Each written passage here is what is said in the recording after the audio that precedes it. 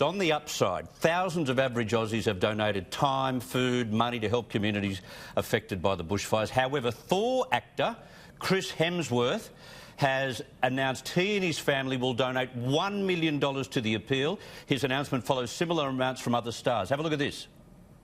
Every dollar counts. That money goes directly to the firefighters, the people on the front lines, the people who have suffered, the communities that have taken a hit and who are in desperate need of our support. Corin, they have all been emotional. Kylie was emotional. Chris Hemsworth, they're emotional. And they have given a lot of money to the fighting fund here. Yeah, absolutely. And isn't it wonderful to see people with a platform and people with a, with a public profile using that for good? Yep. On the other side, though, I did see it. I saw a story today about a young child who'd taken in a year's worth of pocket money, and I think that's just isn't that fantastic? As, equally as commendable. Yeah. I want to move back to you, if I may, and once again keep that cap on from the ADF. Right. Tensions in the Middle East are continuing to rise as Iran and America ratchet up the rhetoric. An Iranian official has now published a list of Trump's properties, raising fears they'll be targeted in terrorist attacks. And on top of that, you've had Donald Trump sort of back off threatening cultural sites of Iran. That has probably been something that rubbed those within the government up the wrong way. Where's this heading? It's got to be somewhat bad, but how bad is that? Well, look, Trump has...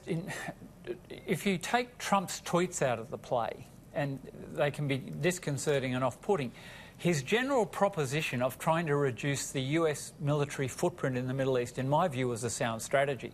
He wanted, he called them endless wars, and they have drained American power. As an Australian who is worried about China's rise in the Indo-Pacific, I welcomed his focus back to this region at the expense of the Middle East.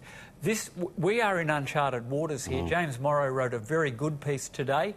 The Iranians are tough. Yeah. They're very capable. They run paramilitary organisations. Hezbollah, that operates against Israel, is a proxy of these Revolutionary Guards, the leader of whom Soleimani was killed. I'm unsympathetic entirely about Soleimani being killed. All this nonsense about war crimes and so on. He was engaged in a military operation in a foreign country. He was a valid target.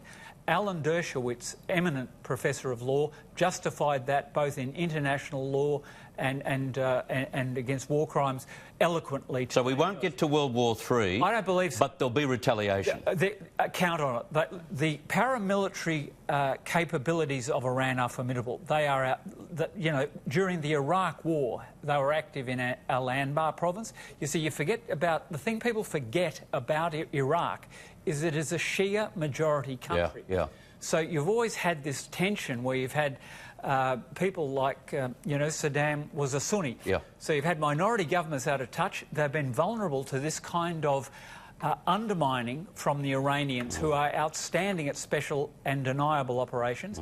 I suspect the vulnerabilities will be the US military footprint in the Middle East. Right. The 5th US fleet is based in Bahrain, and that's a formidable asset, by the way. Yep. I'd be worried about a repeat of a USS Cole-type attack against a platform in the Straits of Hormuz or moored somewhere in the Middle East. Where we've got some people there as well. For how much longer wait and see, Chris? I suspect we might be... I get the impression we may be ready to withdraw our troops from them. From there.